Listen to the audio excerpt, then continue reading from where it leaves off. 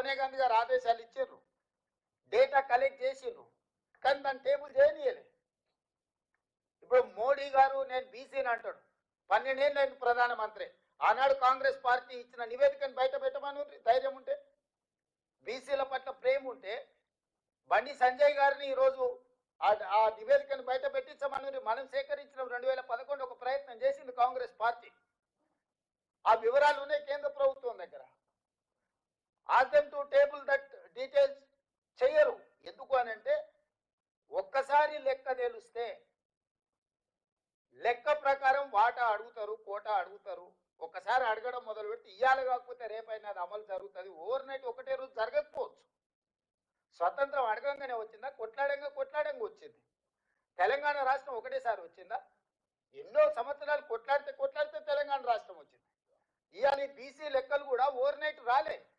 కొన్ని ఏళ్ళ నుంచి కొట్లాడుతున్నారు సంఘాలు, నాయకులు, వీళ్ళు కొన్ని దశాబ్దాల నుంచి అడుగుతూనే ఉన్నారు.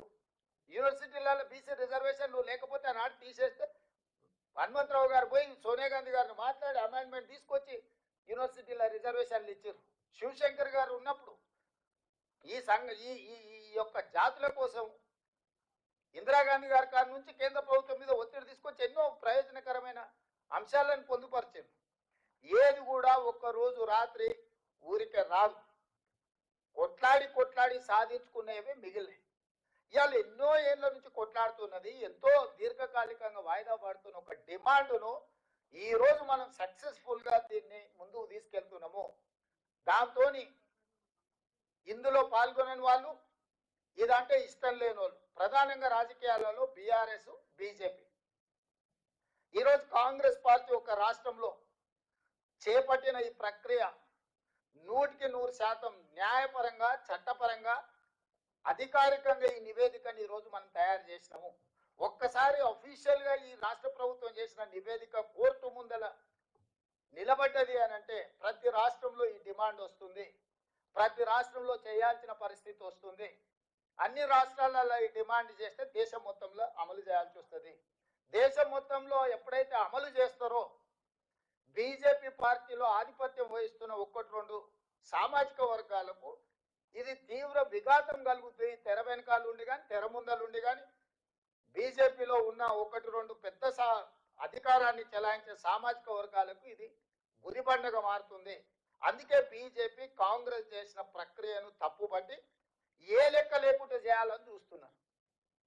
నేను ఇప్పుడు మిమ్మల్ని అడుగుతున్న మిత్రులారా, ఇంత కష్టపడి స్వయంగా ప్రజలు డిక్లేర్ చేసిన సంతకం పెట్టి సెల్ఫ్ డిక్లేర్డ్ డేటా ఈరోజు 3,54,77,554 మంది ఇందులోకి వచ్చిండ్రు.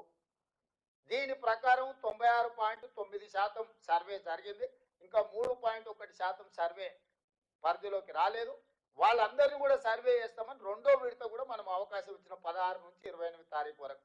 గతంలో మనం ఇల్లు తిరిగినాం. ఇవాళ అపార్ట్మెంట్స్ ఉంటాయి సిటీలో, కొన్ని ప్రాంతాలలో మనకు అర్థం కూడా కాదు. అందుకే మనం ఆన్లైన్ పెట్టినాం, అదేవిధంగా టోల్ ఫ్రీ నెంబర్ పెట్టినాం, గవర్నమెంట్ ఆఫీసులలో మనము కౌంటర్స్ ఓపెన్ చేసినాం. అయ్యా మీరు ఎవరున్నా మీరు సమాచారాన్ని ఇవ్వదలుచుకుంటే టోల్ ఫ్రీ నెంబర్ చెప్తే మా అధికారి మీ ఇంటికి వచ్చి లెక్కలు రాసుకొస్తాడని చెప్పినాం. ఒకవేళ అట్లా కాదు, మీరు చదువుకున్న వాళ్ళు, సాఫ్ట్వేర్ ఇంజనీర్లు, డాక్టర్లు, లాయర్లు అయితే ఆన్లైన్లో మీరు ఎన్రోల్ చేయించండి, ఆన్లైన్ అవైలబిలిటీ ఇచ్చినాం. అదేవిధంగా మీరు పోతా గవర్నమెంట్ ఆఫీస్కి వచ్చి కూర్చొని మీరు నమోదు చేయించుకోవడం అంటే గవర్నమెంట్ ఆఫీస్లో కూడా పెట్టినాం. ఇంతకంటే పారదర్శకంగా ఈ రాష్ట్రంలో, ఈ దేశంలో ఎక్కడైనా జరిగిందా? ఇంత పారదర్శకంగా మనం చేస్తున్నా చంద్రశేఖరరావు గారు, హరీష్ రావు గారు, తారక రామారావు గారు ఇప్పటి వరకు నమోదు చేయించుకోలే. ఎందుకు వీళ్ళు నమోదు చేయించుకుంటలేరు? ఏంది కారణం? వాళ్ళందరూ నమోదు చేయించుకుంటే మీ లెక్క తెలుస్తుంది, వాళ్ళ లెక్క తెలుస్తుంది. 50% పైన ఉన్న మీ లెక్క తెలుస్తుంది, 6% ఉన్న వాళ్ళ లెక్క తెలిస్తే రేపు పొద్దుగాల మీరు అడుగుతారు కదా, పోయిన మంత్రివర్గంలో ఎవరెవరు ఉన్నారు? చంద్రశేఖరరావు, హరీష్ రావు, తారక రామారావు, దయాకర్ రావు, వినోద్ రావు, ఎంతమంది మంత్రులు ఉన్నారు? మీరు అడుగుతారు కదా, 6% ఉంటే మీరు గన్య తీసుకుంటే మరి 50% పైన ఉన్న మరి మా సంగతి ఏం సార్ అని మీరు లెక్కలు అడుగుతారని.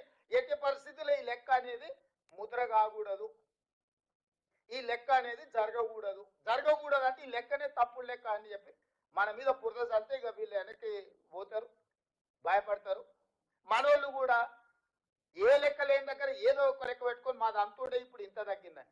అయ్యా నేను ఈరోజు చెప్తున్నా, మన మిత్రులు వినయ్ కుమార్ గారు ఒక మాట చెప్పారు, వీలైతే గతంలో లెక్కలు ఏవైతున్నాయో అఫీషియల్గా మీరు ఒకసారి లిస్ట్ చేయాలి. గతంలో చంద్రశేఖరరావు ఇచ్చిన లెక్క ప్రకారం 51% బీసీలు, 21 మీరు నోట్ చేసుకోండి అందరు, 51% బీసీలు చంద్రశేఖరరావు ఇచ్చిన లెక్క, 21% ఓసీలు, 18% ఎస్సీలు, 10% ఎస్టీలు, 51, 21, 72, 18 ఎస్సీలు, 90, 10 ఎస్టీలు, 100%. 4 కేటగిరీల కింద చంద్రశేఖరరావు గారు ఇచ్చిన లెక్క.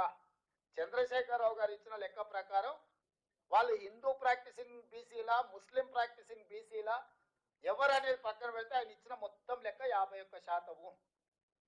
ఇవాళ మనం ఇచ్చిన లెక్క నేను చెప్పదలుచుకున్నా, ఏది 3,54,77,554 మందిలా ఎస్సీలు 17.43%, ఎస్టీలు 10.45%, బీసీ హిందూ ప్రాక్టీసింగ్ వాళ్ళు అంటే 46.25%, అదేవిధంగా బీసీ ముస్లిం ప్రాక్టీసింగ్ వాళ్ళు 10.08%.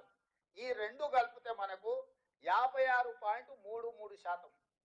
నేను ఇప్పుడు మా మిత్రులను అడుగుతున్నా, 51% ఎక్కువనా 56.33% ఎక్కువనా? మిత్రులారు మీరు చెప్పండి, బీసీల లెక్క తగ్గిందా పెరిగిందా? మరి 5-6% దాదాపుగా పెరిగితే ఈరోజు ఎవడో వస్తాడు బీసీల లెక్కలు తగ్గించాడు రేవంత్ రెడ్డి, బీసీల లెక్కలు తగ్గించిండు అంటాడు. చంద్రశేఖరరావు 21% ఓసీలు ఇచ్చాడు. నేను ఇచ్చిన లెక్కల్లో 15.79 ఓసీల లెక్క. ఓసీలు చంద్రశేఖరరావు 21% ఇస్తే రేవంత్ రెడ్డి 15.79% ఇచ్చాడు. ఓసీల లెక్క తగ్గిందా పెరిగిందా? మరి ఓసీల లెక్క తగ్గింది, సేమ్ అది బీసీలలో పెరిగింది. ఇవాళ 5 కేటగిరీల కింద నేను ఇచ్చిన SC, ST, BC, minority, OC, KCR 4 కేటగిరీలు ఇచ్చి 4 కేటగిరీల బీసీ, ఓసీ, ఎస్సీ, ఎస్టీ 51% బీసీలు ఇచ్చిండు, 21% ఓసీలు ఇచ్చిండు, 18% ఎస్సీలు ఇచ్చిండు, 10% ఎస్టీలు ఇచ్చిండు. 4 కేటగిరీల కింద చంద్రశేఖరరావు లెక్కలు ఇచ్చిండు. ఇందులో మైనారిటీ కేటగిరీ ఎక్కడుందో మీరు చెప్పండి. ఇవాళ 5 కేటగిరీలలో BC, OC, SC, ST, minority, మైనారిటీస్లలో ముస్లిం హిందూ ప్రాక్టీసింగ్ వాళ్ళు ఉన్నారు, ముస్లిం ప్రాక్టీసింగ్ వాళ్ళు ఉన్నారు, ముస్లింలలో బీసీ ప్రాక్టీసింగ్ వాళ్ళు కూడా ఉన్నారు. ఇవాళ తుర్క చాకలి అని ఉన్నారు, తుర్క మంగలి అని ఉన్నారు, దూదేకుల అని ఉన్నారు.